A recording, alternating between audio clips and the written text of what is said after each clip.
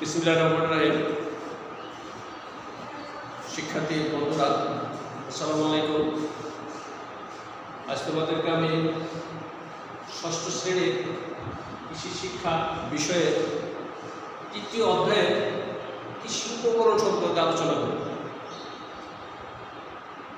ফসল উৎপাদনের সবচেয়ে গুরুত্বপূর্ণ বিষয় হচ্ছে কৃষি উপকরণ। এই কৃষি উপকরণের মধ্যে উল্লেখযোগ্য উপকরণগুলো হচ্ছে মাটি, পানি, বীজ ও সার। কোন মাটিতে একটি ফসল ভালো জন্মে, জমিতে সেচের প্রয়োজন আছে কিনা, অতিরিক্ত পানির ক্ষতিকর প্রভাবে কি ঘটে, ভালো বীজের বৈশিষ্ট্য, কোন জমিতে কি সার প্রয়োগ করতে হবে, কি পরিমাণ সার প্রয়োগ করতে হবে, আমরা এই অধ্যায়ে বিস্তারিতভাবে জানতে পারব। আমরা প্রথমে একটা গুরুত্বপূর্ণ উপকরণ, কৃষি উপকরণ মাটি সম্পর্কে আলোচনা করব। প্রিয় শিক্ষার্থী, তোমরা সবাই মাটি চিনো। এখানে মাটি আমরা সবাই দেখছি যে এগুলি হলো মাটি, এটাও মাটি, তারপরে তোমরা এগুলো মাটি দেখা যায়, এখানেও এগুলো মাটি। আচ্ছা, তারপরে এই যে এখানেও এগুলো মাটি। আচ্ছা, এখন মাটি কি? মাটি হচ্ছে প্রাকৃতিক বস্তু। মাটি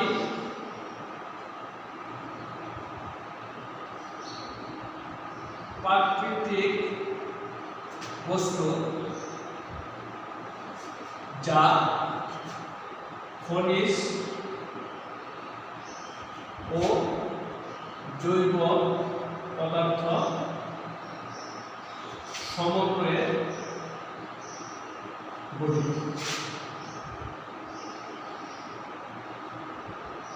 তাহলে আমরা কি জানলাম যে মাটি প্রাকৃতিক বস্তু যা খনিজ ও জৈব পদার্থের সমন্বয়ে গঠিত। এই কারণে মাটিকে একটা মিশ্র পদার্থ বলা হয়। তার মাটিকে কি পদার্থ বলা হয়? মিশ্র পদার্থ বলা হয়। তাহলে আমরা তার মাটির সংজ্ঞাটা আমরা দিতে পারি যে মাটি একটি প্রাকৃতিক বস্তু যা জৈব ও খনিজ পদার্থের সমন্বয়ে গঠিত। তোমরা মাটির আরেকটি সংজ্ঞা জানো যে মাটি ভূপৃষ্ঠের উপরিস্তর যা উদ্ভিদের একমাত্র অবলম্বন।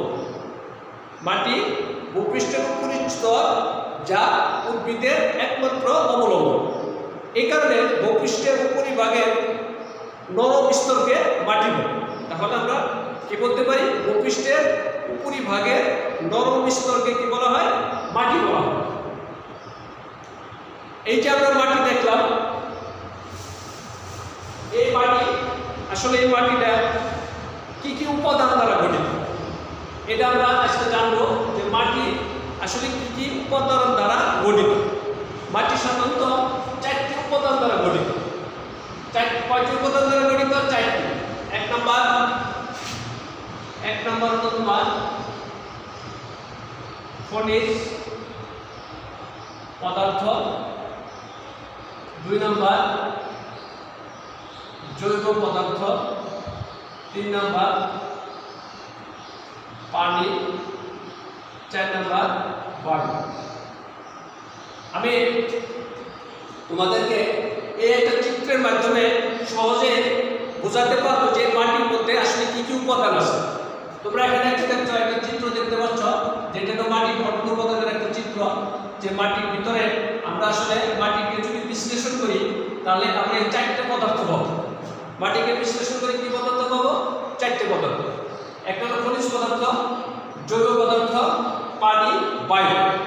খনিজ পদার্থ, জৈব পদার্থ, পানি এবং বায়ু। এখন প্রিয় শিক্ষার্থী, প্রথমে আমরা খনিজ পদার্থ সম্পর্কে আলোচনা করব যে খনিজ পদার্থটা আসলে কি। পৃথিবীর সৃষ্টি লগ্নে আসলে পৃথিবী বর্তমান যে অবস্থা দেখছি, ভূপৃষ্ঠের উপরের স্তর, আসলে সেটা এরকম ছিল না। বিজ্ঞানীদের ভাষায়, যে বিজ্ঞানীরা গবেষণায় দেখছে যে পৃথিবী সূর্য থেকে সৃষ্ট একটা উত্তপ্ত গ্যাস পিণ্ড রূপে সৃষ্টি। অর্থাৎ পৃথিবী একটা প্রথমে উত্তপ্ত গ্যাসপিণ্ড ছিল, এই গ্যাসপিণ্ড পর্যায়ক্রমে বিভিন্ন প্রাকৃতিক শক্তির প্রভাবে ভেঙে চূর্ণ ঠান্ডা হয়ে, সাধারণত এই গ্যাসপিণ্ডটা বিভিন্ন প্রাকৃতিক শক্তির প্রভাবে ঠান্ডা হয়ে ভূপৃষ্ঠের উপরে একটা শক্ত আবরণ সৃষ্টি হয়েছে। এখন এই শক্ত আবরণটা সাধারণত এই শক্ত আবরণটাকে বলা হয় তোমার শিলা, অর্থাৎ ভূপৃষ্ঠের উপরে পৃষ্ঠটা আসলে শিলা দ্বারা শিলায় ঢাকা হয়ে গেছে, অর্থাৎ ভূপৃষ্ঠের উপরের স্তরটাকে বলা হয় আমরা শিলা। এই শিলা আরো পর্যায়ক্রমে বিভিন্ন প্রাকৃতিক শক্তির প্রভাবে ভেঙে চূর্ণ বিচূর্ণ হয়ে সাধারণত খনিজ পদার্থ সৃষ্টি হয়েছে। তাহলে আমরা কি বুঝলাম যে ভূপৃষ্ঠের উপরের শক্ত স্তর এটা বিভিন্ন প্রাকৃতিক শক্তির প্রভাবে ভেঙে চূর্ণ বিচূর্ণ হয়ে যে পদার্থ সৃষ্টি হয় সেটাকে বলা হয় তোমার খনিজ পদার্থ। এখন মাটিতে খনিজ পদার্থের পরিমাণ হলো কত? 45 ভাগ। মাটিতে খনিজ পদার্থের পরিমাণ আছে কত? তোমার 45 ভাগ, শতকরা 45 ভাগ খনিজ পদার্থ মাটিতে বিদ্যমান আছে। এখন মাটির ভিতরে সাধারণত পলিকণা, বালিকণা, এই কর্দম কণা, এই কণাগুলোকে বলা হয় তোমার খনিজ পদার্থ। তাহলে খনিজ পদার্থ কি বুঝলাম? যে ভূপৃষ্ঠের উপরের স্তরের শিলা বিভিন্ন প্রাকৃতিক শক্তির প্রভাবে ভেঙে চূর্ণ বিচূর্ণ হয়ে যে পদার্থটা সৃষ্টি হয়েছে সেই পদার্থটা হলো খনিজ পদার্থ। বর্তমানে পলিকণা, বালিকণা, মাটিতে যে পলিকণা, বালিকণা, কর্দম কণা আছে এই কণাগুলোকে বলা হয় তোমার খনিজ পদার্থ। এখন একটা সাধারণত আদর্শ মাটিতে দেখা যায় খনিজ পদার্থের পরিমাণ কত? শতকরা 45। তাহলে আমরা খনিজ পদার্থ সম্পর্কে বুঝলাম। এবার আসো আমরা জৈব পদার্থ। বিভিন্ন জীবজন্তু, ময়লা আবর্জনা, খড়কুটা, প্রাণীদের মলমূত্র ইত্যাদি পচে যে পদার্থটা সৃষ্টি হয়েছে সেটাকে বলা হয় তোমার জৈব পদার্থ। মাটিতে সাধারণত জৈব পদার্থকে মাটির প্রাণ বলা হয়, কারণ এই জৈব পদার্থের উপস্থিতিতে মাটির ভিতরে অণুজীবগুলো ক্রিয়াশীল হয়। মাটির ভিতরে অণুজীবগুলো কি হয়? ক্রিয়াশীল হয়, যার জন্য মাটিটা উর্বর হয়। যার কারণে কি হয়? মাটিটা উর্বর হয় এবং অধিক ফসল উৎপাদনের উপযোগী হয়। এই জৈব মাটির ভিতরে দেখা যায় শতকরা 5% জৈব পদার্থ আছে। শতকরা কত পার্সেন্ট জৈব পদার্থ? 5% জৈব পদার্থ আছে। এখন জৈব পদার্থের কাজ, জৈব পদার্থ কি করে? মাটির ভৌত, রাসায়নিক ও জৈবিক ধর্মের গুণাবলীর উন্নত করে। ভৌত, রাসায়নিক ও জৈব ধর্মের গুণাবলীর উন্নত করে। মাটির ভূমিক্ষয় রোধ করে। জৈব পদার্থ কি করে? ভূমিক্ষয় রোধ করে। মাটিতে পানি ও বায়ু চলাচল সহজ করে। মাটিতে পানি ও বায়ু চলাচল সহজ করে। মাটির ভিতরে কেঁচুর সংখ্যা বৃদ্ধি করে এবং এতে কার্যবলী বৃদ্ধি করে। কেঁচুর সংখ্যা বাড়ায় এবং কেঁচুর কার্যবলী বৃদ্ধি করে। মাটির রস ও তাপমাত্রা নিয়ন্ত্রণ করে। তাহলে দেখো জৈব পদার্থ কি করতেছে? মাটির ভৌত, রাসায়নিক ও জৈবিক গুণাবলী উন্নত করে। তোমরা ভালো করে লিখে নাও যে মাটির জৈব পদার্থ মাটির কি কাজ করে? মাটির ভৌত, রাসায়নিক ও জৈবিক ধর্মবলী উন্নত করে, ভূমিক্ষয় রোধ করে, মাটিতে পানি ও বায়ু চলাচল সহজতর করে, কেঁচুর সংখ্যা বৃদ্ধি করে এবং কেঁচুর কার্যবলী বৃদ্ধি করে, মাটির রস ও তাপমাত্রা নিয়ন্ত্রণ করে। আদর্শ মাটিতে সাধারণত জৈব পদার্থের পরিমাণ কত? 5 ভাগ। এবার আমরা জানবো পানি। যে পানি মাটির একটা গুরুত্বপূর্ণ উপাদান। মাটির কণার ফাঁকে ফাঁকে পানি থাকে। আর পানির মধ্যে উদ্ভিদের পুষ্টির উপাদানগুলো দ্রবীভূত অবস্থায় থাকে, তরল অবস্থায় থাকে। এই তরল অবস্থায় থাকার কারণে উদ্ভিদ কি করে? সহজে মাটি থেকে তার পুষ্টির উপাদানগুলো শোষণ করতে পারে। আদর্শ মাটিতে সাধারণত 25 ভাগ পানি থাকে। আদর্শ মাটিতে সাধারণত কত ভাগ? 25 ভাগ পানি থাকে।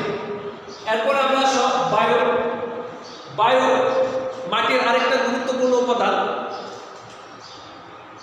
উদ্ভিদের শিকড়, ব্যাকটেরিয়া, ছত্রাক ইত্যাদি কার্যাবলী সুন্দরভাবে সুসম্পন্ন করার জন্য অক্সিজেন প্রয়োজন হয়। আর সাধারণত এই মাটির বায়ু থেকে এই সমস্ত জীব সাধারণত অক্সিজেন গ্রহণ করে থাকে এবং তাদের জীবনচক্র সম্পূর্ণ করে থাকে। আর এই জীবগুলার কার্যাবলী ত্বরান্বিত করার ফলে মাটি উর্বর হয়।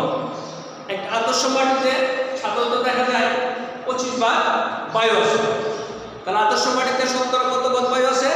25 ভাগ বায়ু আছে। তাহলে প্রিয় শিক্ষার্থী, আমরা মাটি কাকে বলে, মাটির গঠন উপাদান কি কি এবং মাটির গঠন উপাদানগুলোর আমরা একটা সচিত্র প্রতিবেদন দেখতে পেলাম।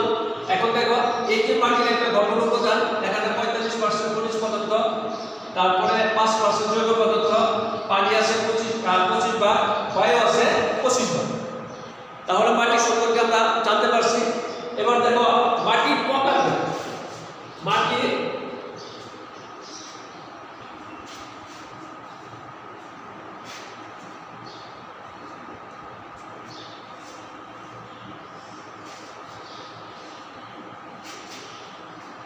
প্রকার।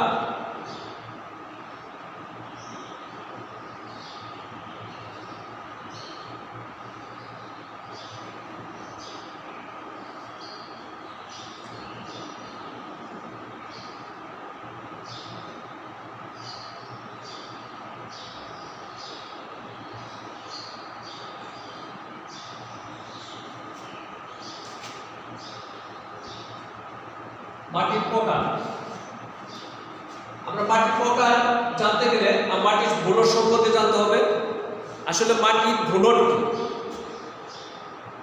মাটিতে যে বিভিন্ন খনিজ পদার্থ আছে, অর্থাৎ পলিকণা, বালিকণা, কর্দম কণা, এই পলিকণা, বালিকণা, কর্দম কণা আনুপাতিক হারে মাটির ভূলট। এই পলিকণা, বালিকণা, কর্দম কণা মাটিতে যে অনুপাতে মিশে আছে, এই মিশানোর প্রক্রিয়াটার নাম হচ্ছে তোমার মাটির ভূলট। এই মাটির ভূলটের উপর ভিত্তি করে মাটিকে সাধারণত 3 ভাগে ভাগ করছে। মাটির 3 প্রকার। মাটির 3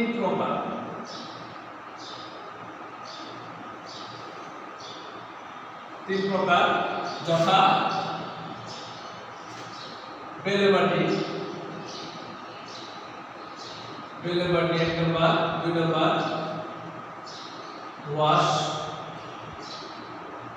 দোআঁশ মাটি, 3 নম্বর এঁটেল মাটি।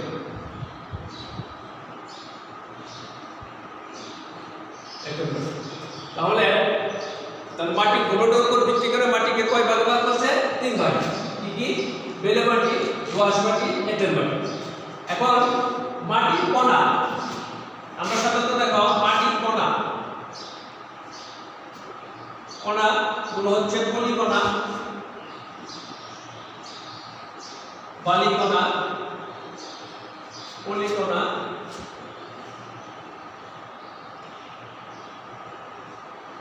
কর্দম কণা।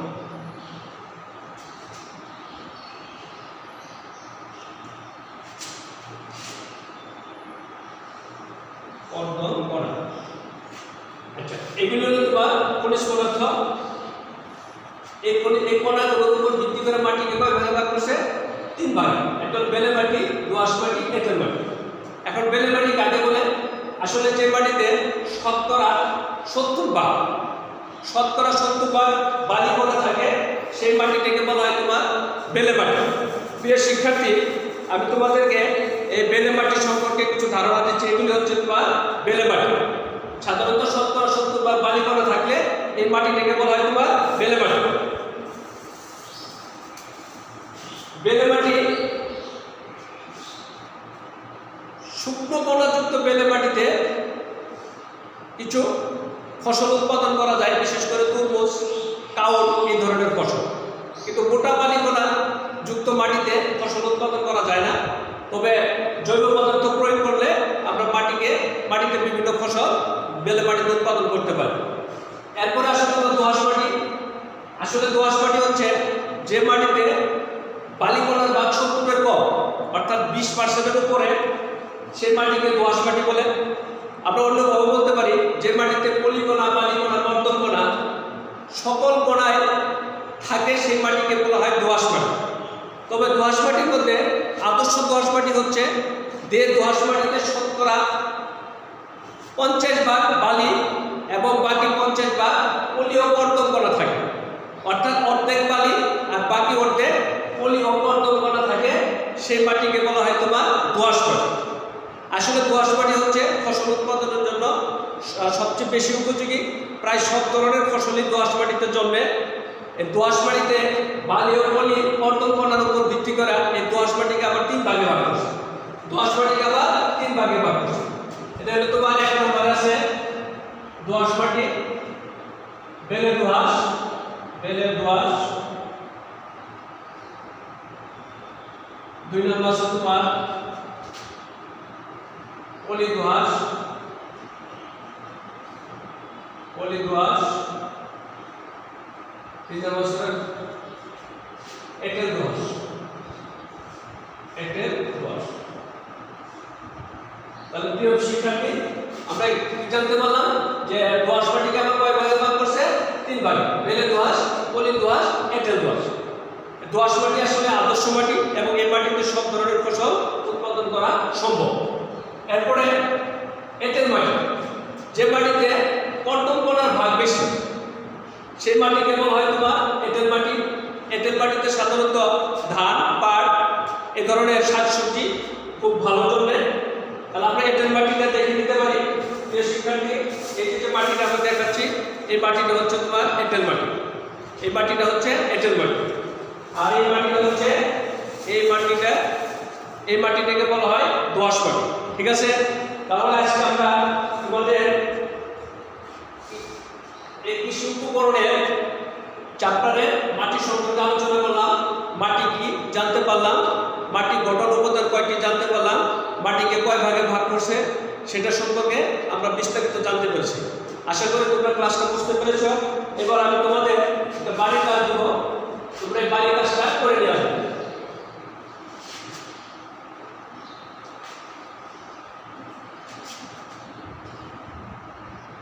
বাড়ির কাজ,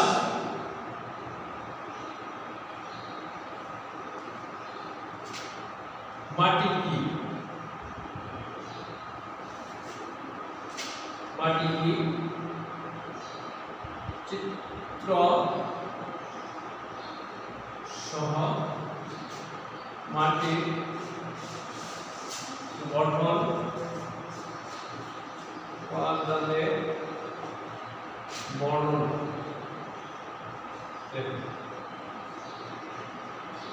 3 নম্বর হলো মাটি প্রকারভেদ।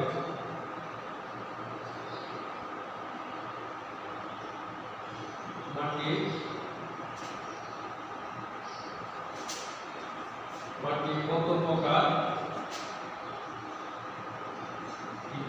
কত প্রকার কি বর্ণনা।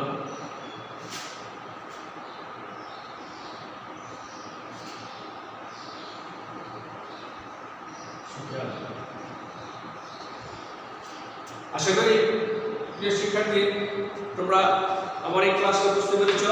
তাহলে তোমাদেরকে আমি বাড়ির কাজ দিচ্ছি যে মাটি কি এটা লিখে আনবে, তারপর চিত্র সহ মাটির গঠন উপাদান বর্ণনা লিখে আনবে এবং মাটি কত প্রকার কি কি বর্ণনা শিখে আসবে। সকলকে ধন্যবাদ। আগামী ক্লাসে তোমাদেরকে আমি কৃষি উপকরণ সম্পর্কে, উপকরণের বীজ এবং পানি সম্পর্কে আলোচনা করব। অবশ্যই তোমরা আমাদের এই ক্লাসটা অনলাইনে দেখবে। সকলকে ধন্যবাদ। আসসালামু আলাইকুম।